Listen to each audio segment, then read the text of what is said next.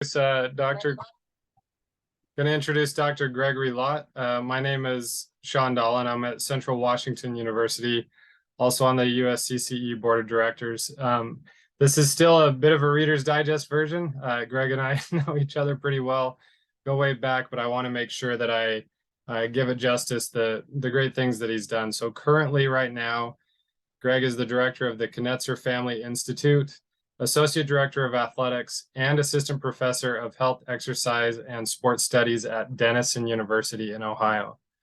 In his past, he's been an Assistant Professor of Sport Management at Ohio Dominican University, earned his doctorate in Sport Management at Ohio State University, where he was a dissertation fellow, and doctoral teaching associate. Before that, he was a coach in the track and field side, men's and women's head track and field coach at the U.S. Merchant Marine Academy, which is at the NCAA Division III level, recruiting coordinator and assistant coach at West Point at the NCAA Division I level, also director of pole vault and exercise specialist with USA Track and Field, assistant coach at Valparaiso University, which is also a Division I, assistant coach at Canisius College, where he was also director of intramural sports, and an assistant coach in track and field at Buffalo State College. On the athletic side, he has also been a well-decorated athlete at the collegiate level and as a professional track athlete. His expertise he has with a lot of different areas, but in particular emotional intelligence, where he's a certified emotional intelligence coach for EQI and EQ360 multi-health systems, an experiential learning expert, as well as coach support development and athlete development, as well as team culture. All of that put together, beyond that, he's also just a great friend and a colleague. So I'd just like to welcome and turn the time over to Dr. Greg Lott. Sean, thanks so much. I appreciate it. Excited to be here. Just want to thank the USCCE for the time and for allowing me this forum and to speak with all of you. I know there's a lot of bright minds on this call. So really my goal is just to present what we're doing at Denison. You can kind of think of it as a case study maybe. And we'll just use that case study to generate some good conversation and ideas. Please feel free to interject at any point in time if you have questions, want me to elaborate on anything. Yeah, but I think where my passion is on this is that there's so much great research that happens in the coach development space. But I don't think, and I think, a lot of you are probably on the same wavelength here, but I don't think a lot of that, makes its way to the practitioners the way that it should. And when it does, sometimes the implementation of it is, well, just a little bit challenging, we'll say.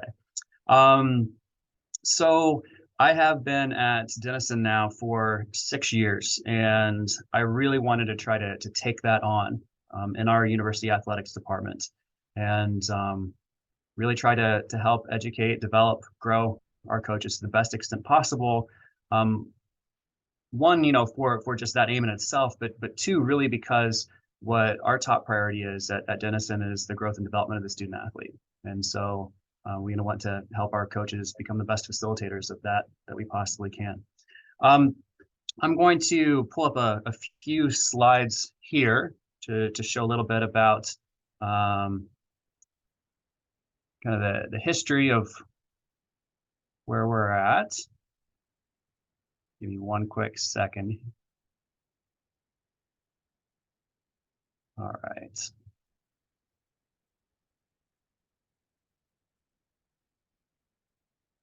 There we go.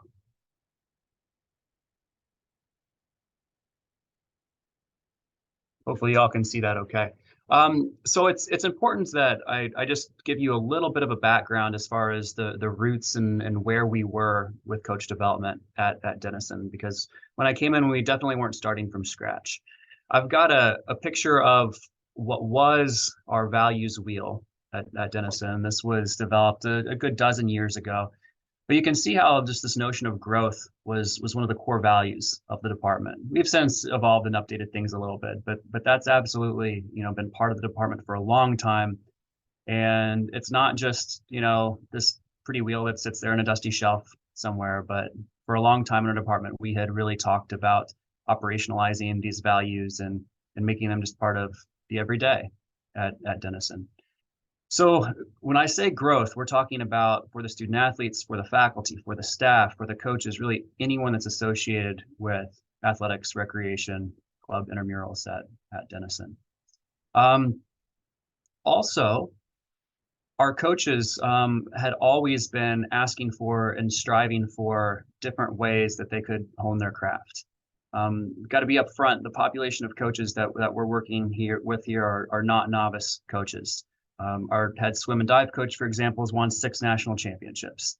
This spring alone, we have, I think, 5 different teams that are ranked in the top 12 nationally and are going to be going on deep NCAA runs. So we've got coaches that are thought of as master coaches, or at least very, very competent coaches that are driven. They want to excel.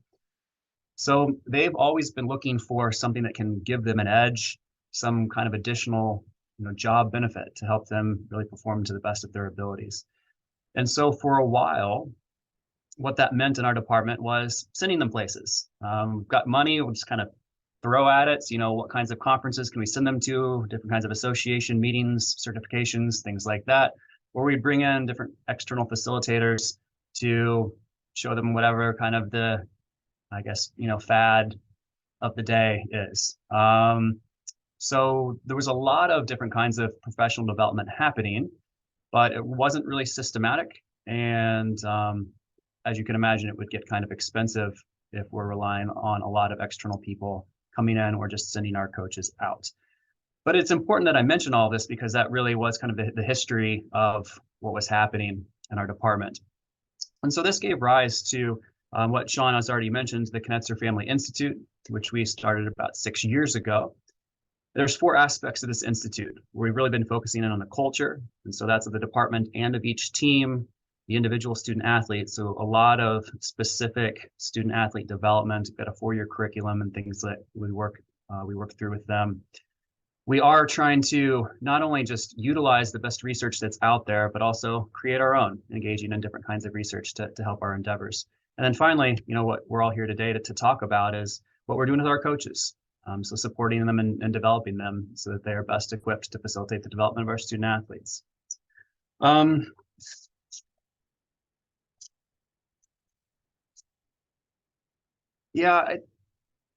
important question that we really engaged our coaches with when we started to talk about this was like, how can this make your job better? We really tried to sit down and say, like, what would it take to make Denison the best place in the country to coach at? And with that, there were some things that really just kind of came up that you can probably all think of as maybe it's applicable to some degree or another into your current setting. But what we really landed on is that our coaches, for the most part, are really good at what they do. Some of them have relatively large egos, a lot of confidence, but even with that, it's really important to remember that no matter how great of a coach you are, you can always get better. And so just trying to make sure that we're really solidifying that message and that's very consistent. Our coaches are very, very motivated. I've already talked to you a little bit about who they are, and they really do want to excel. But something that we hadn't really been talking about that came up through these conversations is that the job's hard. I mean, there's just a lot of stuff that goes on. I mean, sometimes it's internal with just, the pressures that we put upon ourselves as coaches, but there's a lot of external things as well from, the administration of the institution, from parents, from alumni, from the current athletes with demanding different kinds of things. And over the last few years in particular, it seems just like the mental health concerns of student athletes has shot up and put different kinds of pressures on coaches. And so a lot of our coaches expressed this notion of feeling like they were on an island a little bit, an island that was pushing them to the brink, in certain ways. I don't know if any of you have seen the NCAA's recent mental health data that they put out on coaches, but it's pretty staggering with just things of like sleep deprivation and, feelings of chronic stress and things like that with coaches. The numbers are a little bit crazy. And then finally, as you all know, coaches are busy. If you think about, even like on the volunteer level, people that are working in middle schools, junior highs, high schools, got full-time jobs and families and things like that on top of their coaching jobs. And, if you're at the collegiate level or beyond, I mean, it's just a very busy, demanding situation. So it's not always easy to find time for any kind of consistent coach development.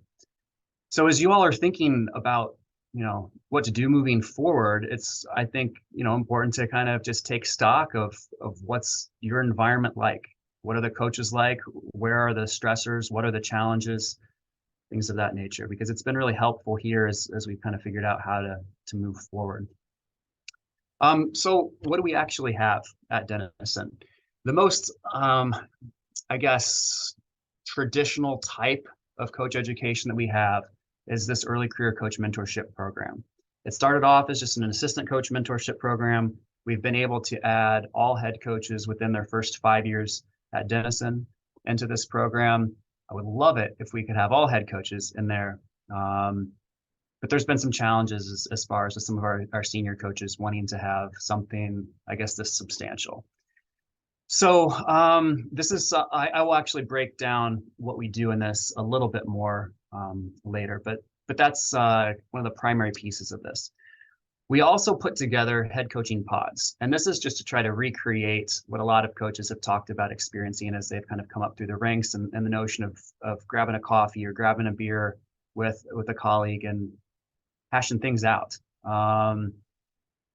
There's just something to that notion of feeling connected and not feeling like what you're going through is something that's just unique to you and your program. I got to tell you, being an administrator in this world, I've received letters asking for every single head coach on our staff to be fired.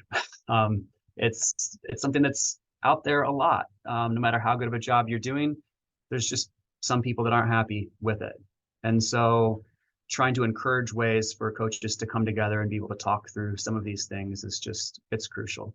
So actually I'm able to, pick up the tab for a coffee or beer or lunch, something along those lines. And we've got coaches that are signed to different pods, and we give them a lot of autonomy with the frequency that they meet, how they utilize those. But it's something that's been great. There's a lot of lateral learning that goes on. We also have just a database where they're able to share resources, things that seem to matter to them. And I do encourage them to use these last two bullet points, the hot seat notion, and I've got an issue. So if they feel like that there's somebody in their coaching pod that does something particularly well, they can all agree to put that individual on the hot seat, and everyone peppers them with questions and just really digs at how and why they're doing what they're doing, and thinks about ways that maybe they could use those concepts. And then if they're going through something that's challenging, sometimes a coach will be like, hey, I need to kind of take control of this session and put this stuff out there and get all of your thoughts and feedback. So that's been great. And then we still do have this outside professional development, but make sure that we really vet any individuals that we might be bringing in, make sure that they know what we're doing, what we're focusing upon, and make sure that their message really aligns with what we're trying to do and how we see coach development, which we really define as kind of that ability to maximize that student athlete growth and learning. Hey, Greg. Mm-hmm. Would you be willing to advance your slides forward? We're still seeing the our roots slide. Oh, it's showing up on mine that it's moved on to the coach development.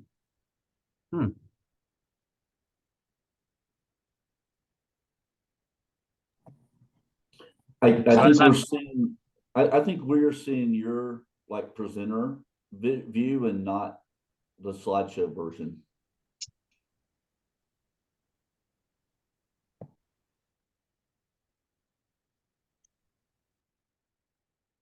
Is that better? Yep, but now we've got the Family Institute slide up.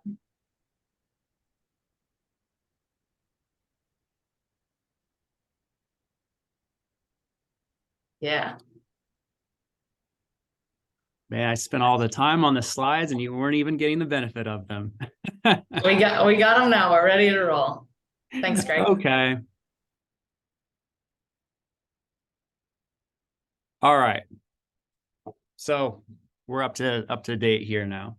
I'm not going to spend a lot of time on this, but just wanted to show you kind of what we're doing with that early coach career mentorship program here.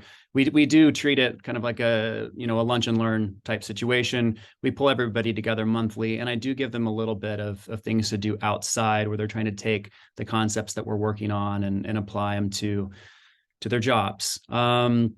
We try to stay away from just putting things at them, talking to them, even though that's what outside presenters like to do a lot. I really would like to focus in on the skills-based learning and experiential learning, where we can, give them something, they, think abstractly about how it'll work. They go play around with it for a little bit and have some way of reporting back or some way of bringing it into later sessions. The curriculum that we put together is based off of models of coaching efficacy. Did a little bit of research where we came up with another dimension of coaching efficacy that really kind of fit this context. So we use things in that area too, and emotional self-efficacy as well. But we really stay away from, the technique kinds of things, the sport specific kinds of things, because we are working with just a broad population of coaches in lots of different sports. But I just wanted to put this out there. And if any of you want to talk to me about this later or offline about some of the specifics that we do, happy to do so. But what I really want to focus in on just, the notion of the implementation of coach development here and how we've really tried to embed it in who we are and just lots of different aspects of how we function. So when we look to hire coaches, and this is everyone from a volunteer assistant, up to a head coach, and all of our head coaches are faculty coaches as well. But we look for applicants that really have some kind of a demonstrated passion for growth. And so this can show up in lots of different ways in applications. We always ask questions, through the interview process. We really try to make sure that the individuals that we're considering for roles here truly care about growth and development. When we do bring someone onto campus, so any finalist at all, we discuss everything from our values, like, that wheel that I put up and the newer iteration that we have, to these specific components of our institute. Even if we're not going to necessarily hire them, but if we've, valued them enough to bring them on campus, we want to make sure that they know who we're about, that they're very aware of the institute, the components of the institute, how coaching education, how coaching development fits into the institute. And we talk to them about how that can benefit them as individuals, how that can benefit, if they're a head coach, their staffs. And then, of course, how it translates to their student athletes. They also we make sure that they get the notion of it. It creates a very supportive environment where they're able to work with their peers, in those head coaching pod situations and things like that. So they all come away from the interview, knowing what they're getting into, knowing that coach development, coach education is a part of, working here at Denison. And then also, it can't just be on the front end. So anything that we do as far as review and assessment is concerned, we talk about this stuff and they have to articulate how they're being explicit. And it's not just something that's happening to them in a reflective way, but, they have to identify how they want to grow, how they want to change, what areas in which they want to improve as a coach, how they're taking advantage of the structures that we have in place, and specific moments, where they can kind of demonstrate that growth. So all of our faculty coaches, they have to go through a dossier process when they're up for contract renewal or promotion. And that's a whole section of the dossier. We do have a mechanism where assistant coaches, after a certain duration, could apply to be considered as an associate head coach. Once again, they have to talk about this growth. It's not just, how much your teams have won, but it's, how you're growing as a coach and how you're growing in your ability to develop athletes that are under your direction.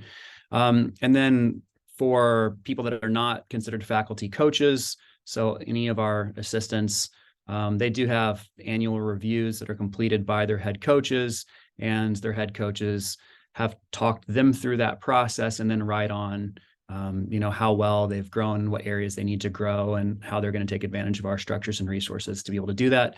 And of course, we put our money where our mouth is by making sure that, we have the capability of delivering some of these things that are really important to coach education. So I think like in this moment, I would love it if there's any areas that any of you want to suggest that I elaborate upon, or any questions that you have about how we go about embedding all of this in our department. Is anyone that wants to chime in?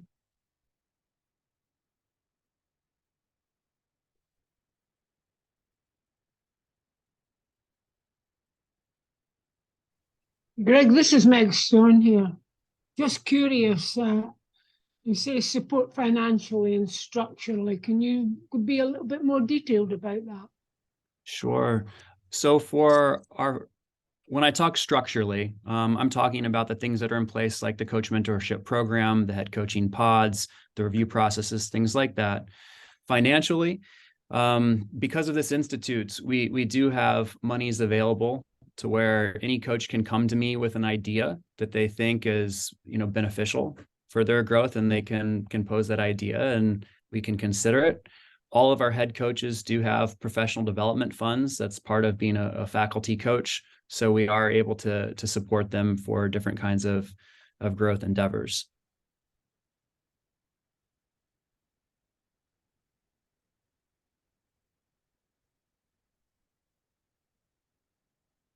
How else can I be more helpful with this kind of a thing for you all? Hi, Greg. My name is Chris Hartley. I'm just, given that one of your core values is focusing on diversity, I'm wondering what kinds of questions you ask in the application, in the interview process, to dig into people's understanding of different lived experiences, cultural awareness, and their approach to coaching in those areas. Yeah, sometimes we just, very emphatically state that diversity is a core value. We've made substantial efforts to make this a very inclusive environment. Please tell us your experiences and how you've worked to achieve similar aims in your current role or your past roles. I think it's oftentimes the follow-up questions that can be most impactful when trying to really see where someone's heart is at as far as that's concerned. But I like to leave things very open-ended and give someone a chance to kind of talk about their philosophies of creating environments where everyone can feel welcome and everyone can thrive. Usually you get something with those questions as far as, well, when I was going through whatever, this developed my cultural competency or developed my understanding of different perspectives or something along those lines. If it doesn't, sometimes we challenge them, and I'll ask the question of, like, if I was to observe you coaching 10 years ago, 5 years ago, kind of depending on the experience of the applicant, right? Like, what kinds of things, what kind of differences would I notice about your perspective and the way that you interact with others and the way that you shape your environment versus what I would see now? And so a lot of good stuff comes out of questions like that too. I have a question. In my applied research, I've been doing this for over 25 years now.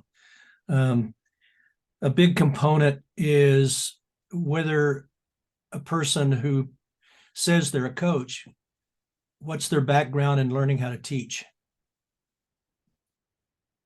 I often quote that late great coach from UCLA who said, "First of all, I was a teacher." Absolutely. John Wooden. Mm-hmm.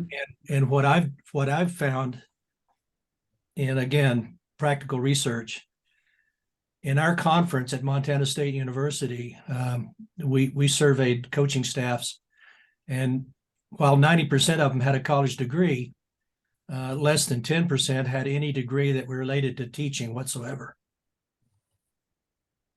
So I think that dovetails in with not only the concept of teaching, being able to teach, but also the caring process as well. is I appreciate those observations.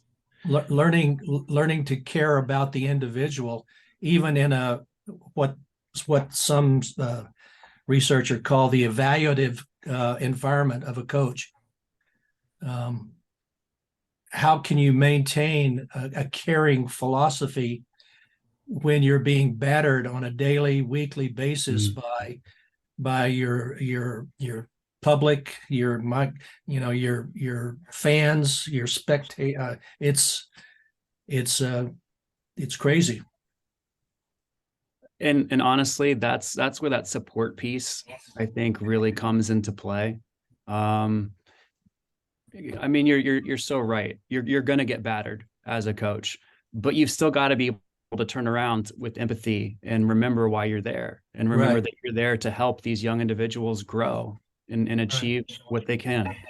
And so sometimes one of the best ways to do that is to be lifted up by your peers, to be able to vent to your peers, to talk through some of the things that they're going through, and so you don't feel like you're alone. Which is why we've really tried to frame coach development here as coach support and development. Yeah.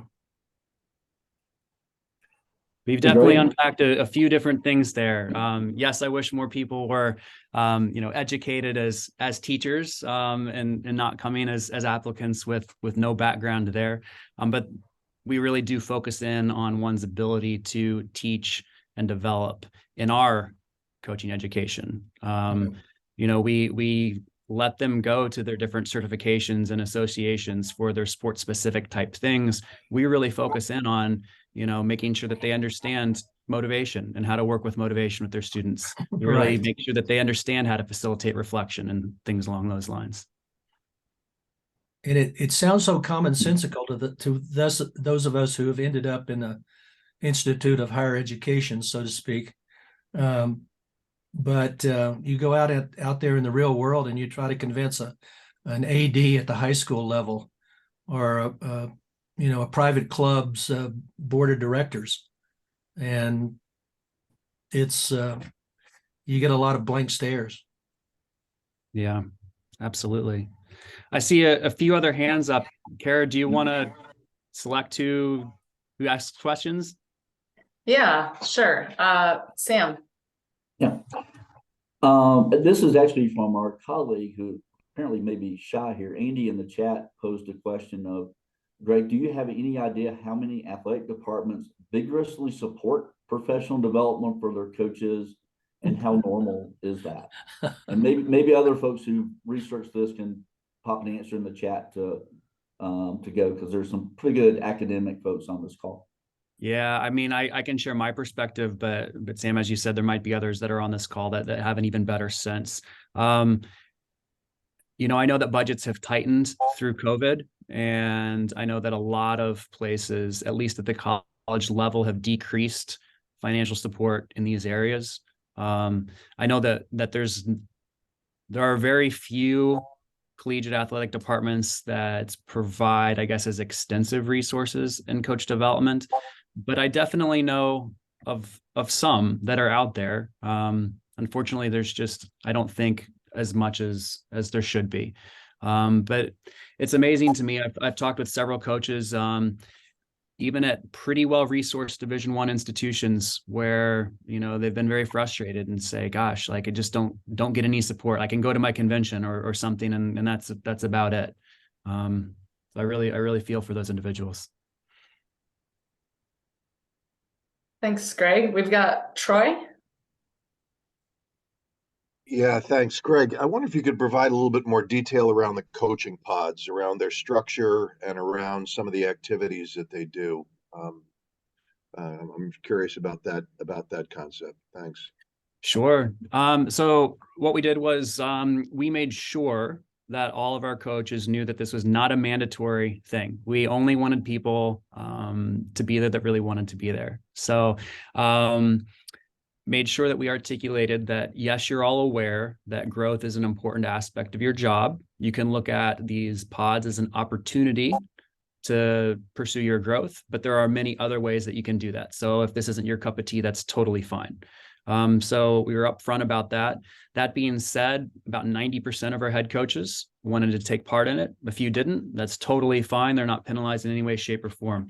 But those that said that they wanted to be a part of it, me and another one of the coaches that's kind of helping me with some of this, just sorted through and tried to come up with some groups that just had a very good mixture of experiences and backgrounds and different sports and things like that. And so we put the pods together. We also had to factor in some different kinds of logistics in the creation of those pods. So we asked everybody, like, what works best within your schedule? Would you want a pod that meets over lunch? Would you want a pod that meets for early morning coffees? Would you want a pod that, is an evening beer after practice? Kind of like, what are you looking for? And so that kind of dictated a little bit about, how we constructed those pods. Because we really wanted to make them accessible to those that wanted it. And as I mentioned, time it's tough.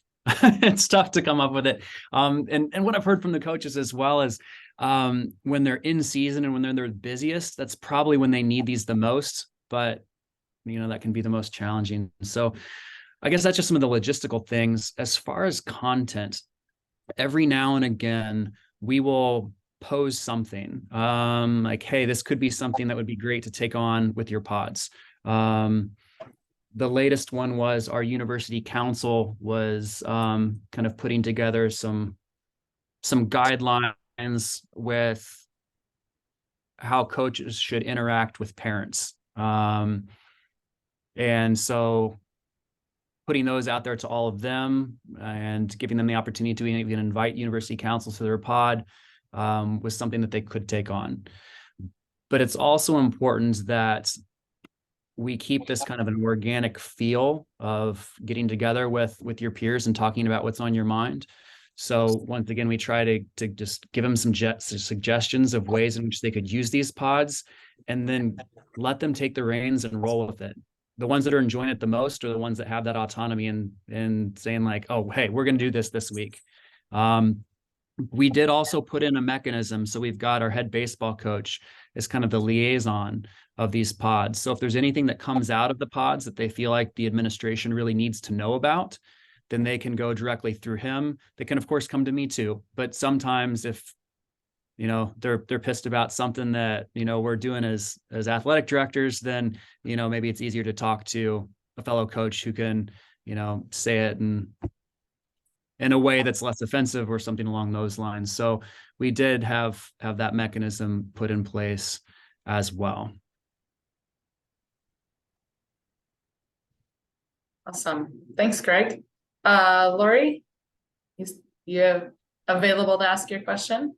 Yes, I'm available. Greg, thank you for taking some time to share with us what's happening at Denison. And I'm just interested in the dossier.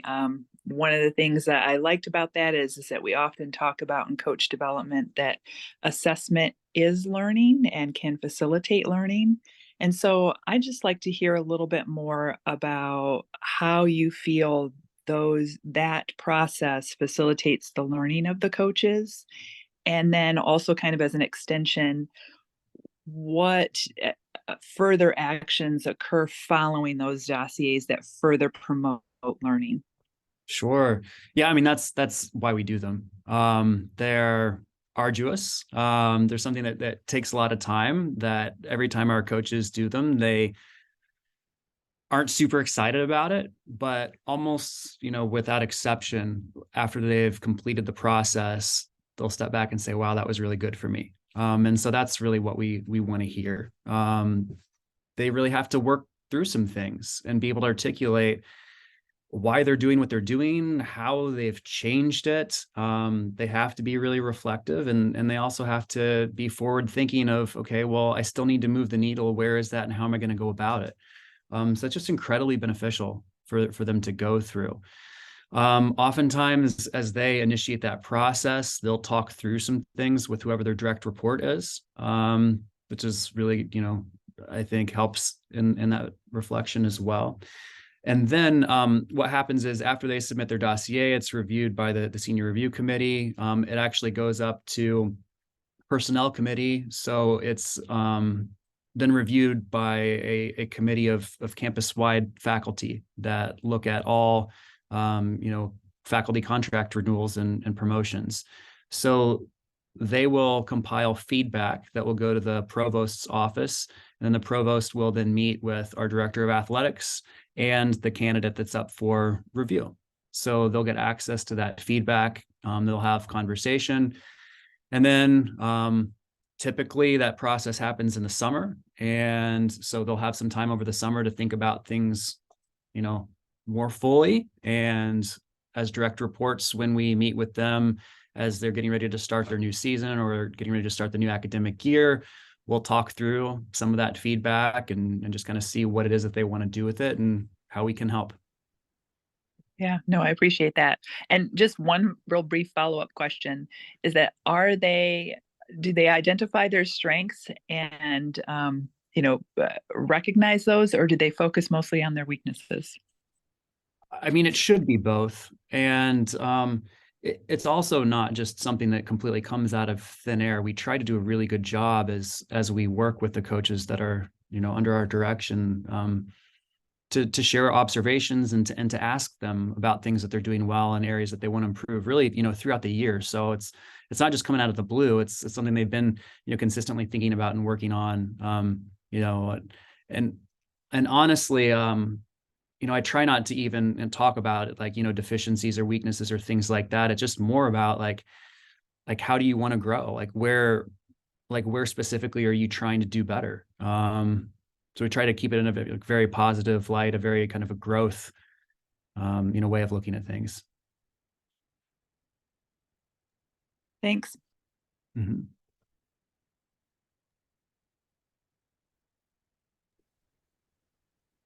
Greg, Chris, this is Meg Stone again. I'm curious to hear your thoughts on. There's a lot of people that are not associated with your athletic department that the coaches will have interaction with. And I'm thinking about nutrition, strength and conditioning, sports psychology. How do you integrate these people from the outside? What kind of advice do you give your coaches, or what kind of suggestions do your coaches have for that integration? Well, a lot of that actually does happen within our department. We have a director of sports performance and some strength trainers that works under that individual. We have an athletic training department as well. And so a lot of these kinds of extras that you're talking about are embedded in our department. And so they're exposed to a lot of this, or I guess different aspects of it. That being said, we do have athletes that have their own personal sports psychologists and nutritionists and things along those lines as well. And that's always tough to juggle with. Usually that's kind of more of a case-by-case thing that we'll talk through with the coach if anything does arise that comes out of that. But we haven't had a ton of issues there. I think we have enough in-house that we're able to keep everyone on the same page. And that may not be the case for a lot of other people in a lot of other places, but we do have that luxury here. thanks, Mike. Kristen? Sure. Hey, Greg, good to see you. And I really appreciate that you put this together and having this conversation, because I think you're right. I think this is something that, particularly as you get up into the higher levels of the competitive, vision of sport, often gets pushed to the side. How long have you been doing this particular program in this format? 6 years at Denison. Yeah. Sorry, I missed that before, and I was trying to put that together. And I was wondering, in that 6 years, if you could speak a little bit, you mentioned at the beginning, right, the egos of coaches and all of these other challenges. Mm-hmm. Could you talk a little bit about some of the challenges you had to navigate with folks? Because we often hear when we talk about these ideas, this will never work because. And I'd love to hear how you address some of those it'll never work becauses. The first part of that was just including the head coaches. So right off the bat, it was all right, well, we need something for all our assistant coaches. These are all the younger people where, they need this kind of growth so that they can best serve their head coaches and their programs.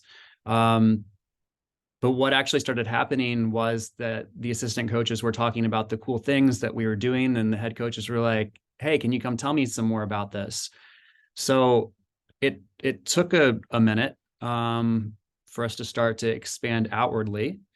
And then what we were able to do was, okay, well, if we're going to hire a new head coach, we're going to just tell them that this is something that they're going to do. So over time, we've been able to start pulling more and more of our head coaches into this. And then others retire. And so it's now become more accepted and part of the culture. I don't know that it would have worked here right away if we came in and said, all right, all head coaches have got to be part of this. So it's had to be a bit of an evolution. And, it was really difficult to kind of walk this line of, you all are great, but you all still need to get better. Sometimes it's a tough thing to say. And then to ensure that it's going to happen in a very like systematic and structural way as well.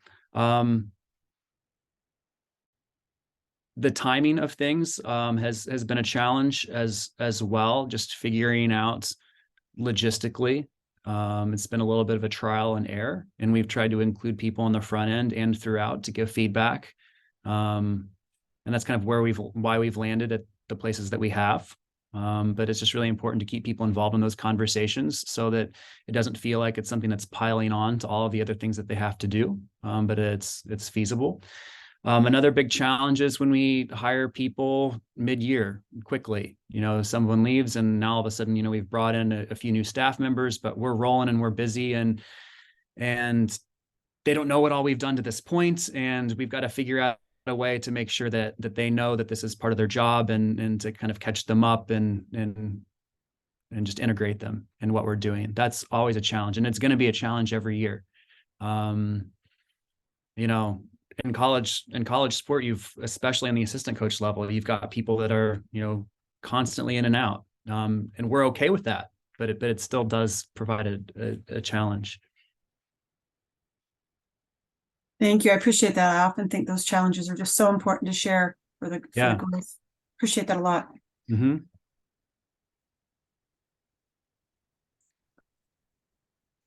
Thanks, Kristen and Greg. Greg, this is Chris Paniotto here. Thank you so much. I'm just wondering if you'll share your presentation, number one.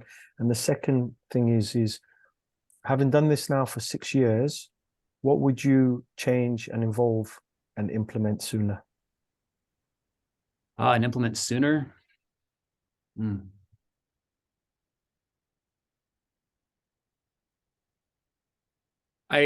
immediate answers needed, Greg. Well, I honestly think that the pace in which we've implemented things is how it needed to be. Although I haven't always been super patient, and I've wished that we could have just thrown everything in, right off the bat. So there's of course been frustrations and things to navigate, but I think it's kind of happened as it's needed to. One of the things that has been a challenge that I would love if we could do more consistently is having coaches observe each other. But that really does provide some logistical challenges. Several of our coaches have mentioned, the idea that they would love to have, someone sit in and watch a practice and talk to them about it, so that they could get feedback. Others have expressed the interest of watching someone else that they really respect work. It's happened a few times, but not a lot. And so if I could figure out a way to make that more part of all of this, I would really love to do that. So that's really probably that one area in particular that I'd like to try to figure out a way to push forward. Yeah, that really speaks to the shift in the culture over time there, Greg. Awesome. Thanks. Andy, something? Yeah, Greg, really appreciate the talk. My question is kind of from perspective of somebody who runs a graduate master's degree program, sport coaching, leadership, and administration. One of the things I've just always had my eye on is thinking of a sport administrator, sport manager in the role of a coach developer, and just trying to think a little bit more about curriculum and different types of extracurricular opportunities, internships that can get a sport administration student thinking about that role of a coach developer, because I don't think we have like a very clear pathway to that role. I see it as an emerging role. Yeah. So I wondered if you just had any thoughts, like kind of more from a higher ed perspective of what, you know, what could be done in a grad program to get students thinking about that as a potential role. That's a tough one. I almost feel like USCCE should put some things together for that. We're working on it, Greg. Give me a minute.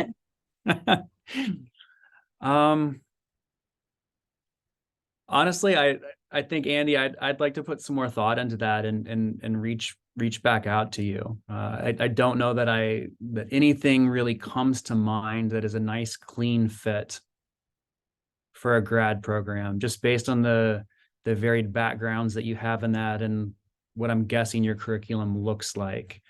I'm sure that there's some places, but I haven't put a lot of thought into that at this point. I guess maybe just a quick follow-up. I guess what I've always seen historically is there's sort of like a division of labor amongst coaches and administrators within athletic departments at the college level, especially. And sort of like there are a few intersections. I've had sport admin students where they talk about, you know, sort of evaluating the work that coaches do. And they're like, yeah, we don't really get into that so much. And I just think, what other profession would a supervisor not review their direct reports? I know. Like, that doesn't really make any sense to me. So I'm just trying to think, like, you know, one for us, you know, as our own program, but then us as sort of this broader field, like, how can we think more about how do we have closer integration between sort of the sport management, sport administration world and the coaching world, to sort of think about, hey, we need to integrate these two professions a little bit more, even if it's just a single course or maybe it's a more broad curriculum. But yeah, I would very much value any ideas, any thoughts you have. Would love to connect, you know, and talk about that. Thanks. Yeah, I'll be sure and reach back out to you. I think those are great questions and great things to think about. I've consistently been shocked at the number of athletic departments that don't have very strong assessment protocols of their coaches. They look at student athlete evaluations. You know, most programs will have student athlete evaluations, which is, you know, a customer survey, and yeah, there's some tidbits that you can get in there that are important. But I mean, like I said, in this role, I've seen stuff where every single coach should be fired into the worst coach in the world.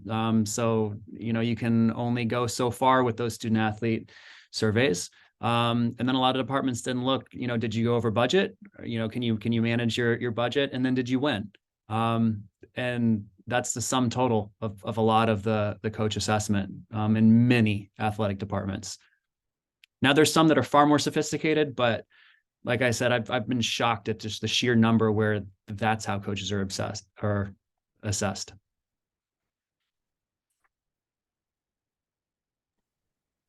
All right. Thanks, Greg and Andy. Craig?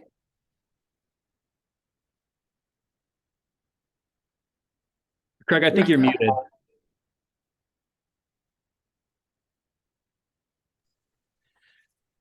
I think one of the more current events that should help motivate coaches at the higher level is the utilization of the portal.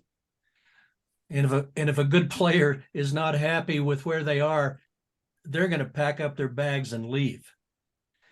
And along the same line, I've got a grad student that's doing some research with the same at the lower levels, at the high school level. And what we're looking at is at high school programs, check the number of seniors that are still in the program. And with the psychological impact of COVID and coming out of the COVID era, I think you have some strong research, practical research, that says you've got a lot of delicate individuals coming back to your program after 2 years of living through something that none of us have lived through before. And the concept of showing them that you care was going to be a lot, is going to be a great factor in the survival of your program, and even the survival of your better athletes, who winning is certainly important and development is important, but also an environment that doesn't beat them to death one game at a time. And I've seen that at the state level. I've seen it at the personal level. Trying to get coaches to recognize the environmental changes. It just amazes me. Of course, I'm an old dog. I've been around longer than rocks. That how quickly at the university level coaches can get fired in the middle of the season, but also the portal situation where here at Montana State, and we're at a Division II level, but we've had 4 or 5 athletes this year say, nope, I'm leaving, goodbye.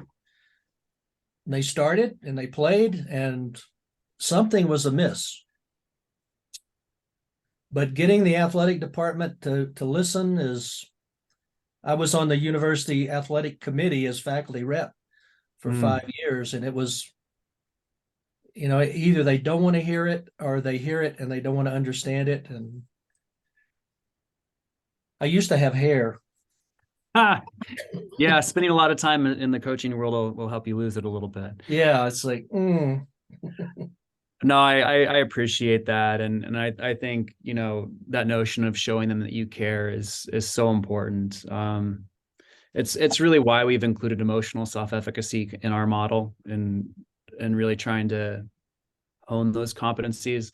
I will push back a little bit on what you're saying with the portal. The portal's crazy at the moment, with it, essentially being the wild, wild west. And noticing a lot of athletes are jumping in the portal simply because they're not getting enough playing time. They're, maybe their parents, their friends at home, whoever, oh, you should be starting, oh, you should be doing this. And very quickly they try to run to greener pastures. I find that, of course, there's also situations where there's something amiss within the department. It's not healthy. They don't feel valued, and there's reasons for them to leave. But I do think there's a lot of this notion of wanting everything right away and feeling entitled to certain things, and just trying to run to what they might think is a better situation for their playing. And I think that it's very sad, because as we know, sometimes learning and growth is hard, and the athletes sometimes get the most out of going through these challenges, which might involve being on the bench, which might involve a role that they're not happy with. And I wish that they would be able to have gratitude for that and embrace that challenge. That's something that we try hard to talk about with our student athletes here. Sometimes they hear it, sometimes they don't. Yeah.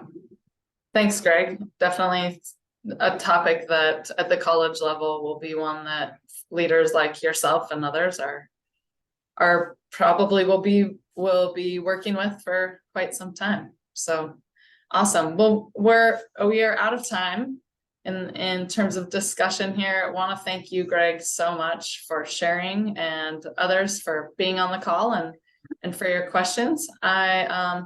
If you have any last bits to throw in there, Greg, before I throw it to Kristen? No, I think one individual asked if I could share my presentation. Happy to do so. Would just love to continue the conversation. If any of you would like to reach out, be more than happy to entertain keeping this going. But I sincerely appreciate everyone's time, how engaged everyone was, and the questions that you asked were wonderful. And thanks again to USCCE for providing the forum.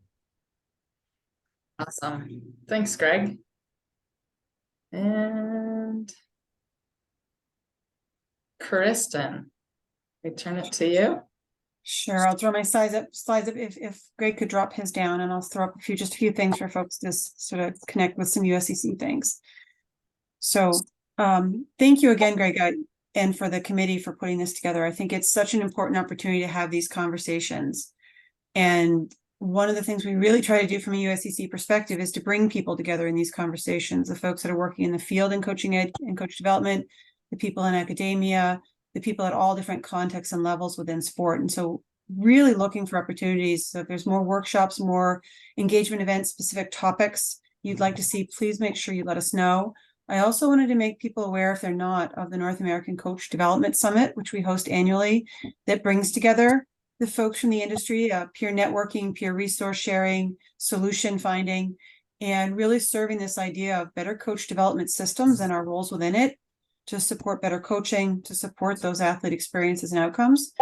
This year, we're in Birmingham, Alabama, June 12th through 14th, and we'll send you a follow-up with some information. Just to highlight, we have 3 amazing keynotes. Dr. Lindsay Blom coming from Ball State, where she's a professor of sport and exercise psychology. Dr. Allie Riley, who's the Chief Programming Officer for Girls on the Run, and Dr. Nicole Lavoie, who is up at the Tucker Center for Girls and Research on Girls and Women in Sport. And we are partnering with Lakeshore for the opening reception, and USTA is doing some very interesting stuff, focusing the sport national governing body conversation. And so we've got that going on. And in addition to that, Dr. Lavoie is hosting a workshop specifically around supporting girls in coaching and sport in the afternoon. And so folks can either attend the full summit, the 12th, 13th, and 14th, that includes the workshop, or for regional folks, we have opened up an opportunity due to requests for the keynote on Wednesday and the workshop. So you can access either one of those by taking a picture of those QR codes, but we'll also send out the information afterwards. And we just really invite you all into the conversation. This is all big collaboration around the work that we do. And we do have a wide range of previously recorded engagement events and summit events that are available on our website, as well as a number of different resources. So again, I'll go back a slide just in case anybody needs those QR codes as I turn it back over. And just as there to Kara to sort of wrap things up. But again, thank you very much, Greg, for sharing with us today. And thank you everyone for being here. Thanks, Kristen.